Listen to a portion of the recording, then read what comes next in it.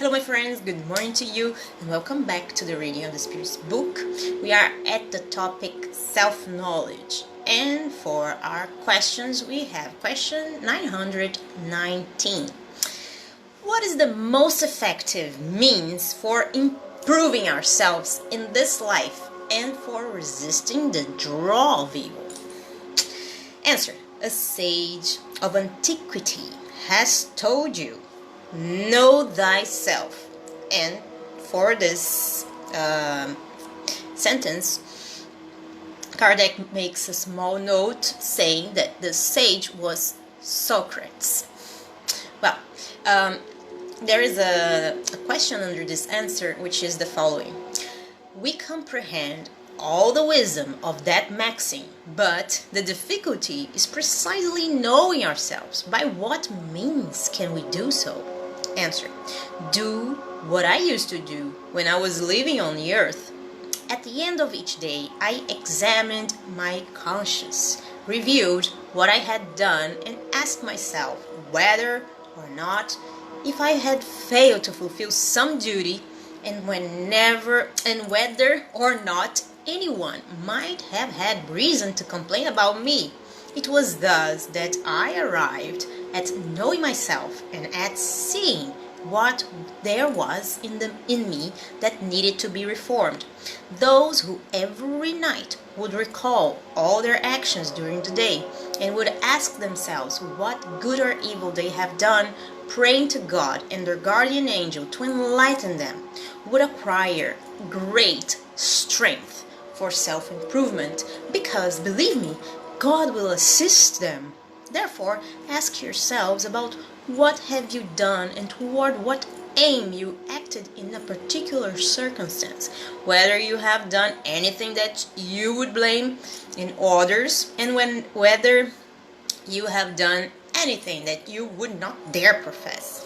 Also ask if it pleased God to call me at this moment to enter the world of spirits where nothing is hidden. I would cower before anyone's gaze. Examine what you may have done against God, then against your neighbor, and lastly against yourselves. The answers will be either repose for your conscience or an indication of a wrong that you must amend. Self-knowledge is therefore the key to individual improvement. But you will ask, how do we judge ourselves?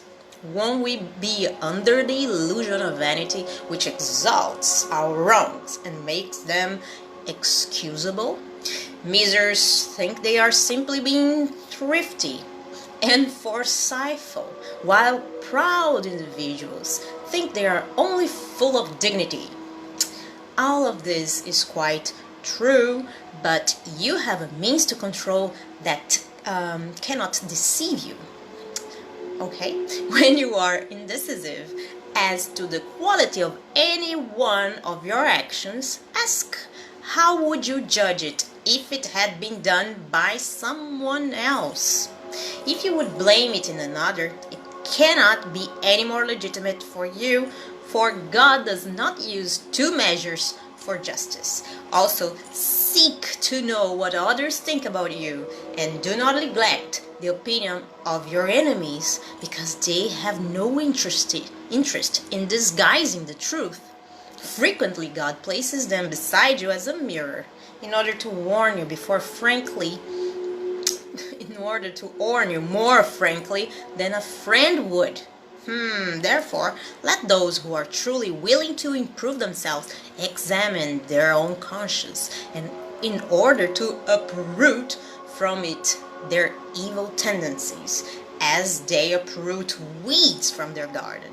Let them balance out their moral workday like business persons do with their profits and losses, and I can assure you that there will be more profits than losses.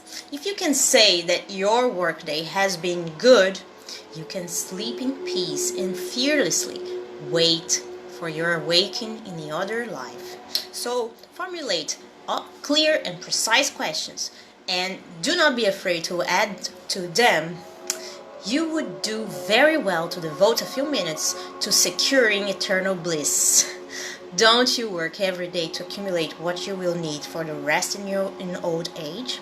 Isn't this the rest, the object of all your desires, the goal that enables you to endure temporary fatigue and deprivation? Well then, what is the rest of a few days troubled by the infirmities of the body compared to what awaits the moral person? Isn't it worth a little effort? I know that many will say that the present is certain, but the future is uncertain. That is precisely the thought that we have been charged with tearing down in your minds, for we desire to enable you to understand that future in such a way that no doubt can remain in your soul. This is why we first called your attention to us through the phenomena of nature, by touching your senses, and why later we gave you instructions that each one of you has the duty to spread. It was with this purpose in mind that we have dictated the Spirit's book that was written by Saint Augustine. And then Kardec makes a note under this answer. Many of the wrongs we commit pass by us unnoticed. In fact, following the counsel of Saint Augustine, if we would interrogate our conscience more frequently, we would see how often we have failed without noticing it by not having scrutinized the nature and motive for our deeds. This interrogation method is somewhat more precise than using a maxim, which we do not usually apply to ourselves. It requires categorical yes-no answers that leave no room for alternatives. They are personal assertions, and from the sum of the answers, we can compute the sum of the good and the evil that exists in us.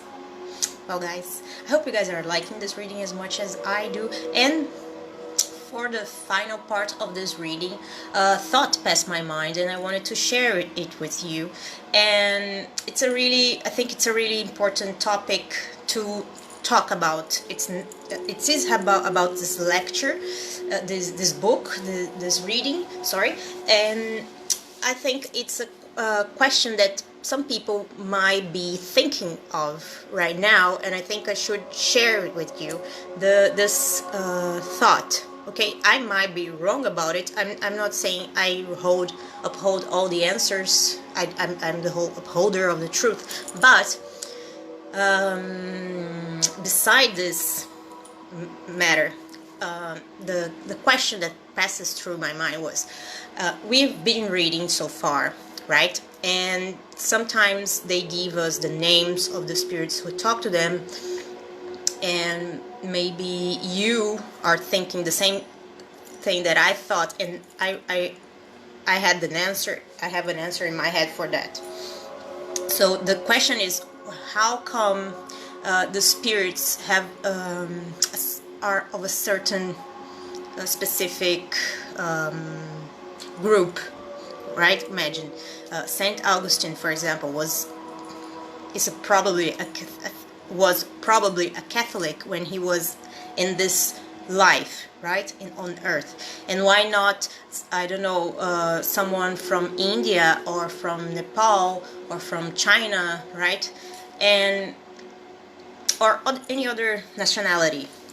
And this is my understanding from what I've been studying so far, that I can share with you, is that when we are talking to spirits, usually the spirits who answer us, they are spirits that share the same thoughts that we have, the same that, for example, if I'm a Catholic and I want to talk to spirits, I probably will talk to the spirits of Maria or Saint John Baptist. I'm not going to look for people that I don't know, that I never heard about. So if I'm a Catholic and I just been into that Catholic world, I don't know anything about Buddhism, Taoism, or any other cults or religions, it's going to be weird to call a friend who I never who I don't know about. You know, it's like spirits when they talk to you. They are usually people from your family or people that you've been following in a way, like reading the books or checking its life or its literature, and you have a connection with. So if I'm a physicist or a scientist, let's say a person who loved the work of Einstein, right, and I know a lot of it, probably my spirit has a phone call with Einstein spirit all the time, and I don't know, and I'm thinking that I'm a skeptical person, right? But in my spirit time, when I'm in spirits level, to the spirit level, I am in touch with him without even noticing, right? Because I'm like passionate about his ideas and his thoughts. So that connect me and Einstein, not me, for example, and a saint from the Catholic Church, you know. Or maybe if I'm talking to somebody from the I'm thinking about the works, I'm reading the works, the scientific works from some Catholic people that were scientific in that time, maybe I have a connection. But that's it, and that's what I wanted to clarify with you, why there are so many spirits in this book talking to Kardec or to the people around him, right, at the time this book was written, that aren't from other cultures. Specifically, these spirits aren't from other cultures. And I hope you guys have liked this thought, and if you want to share anything, I would like to hear from you. I say big kiss. God bless you all. See you next time. Bye bye.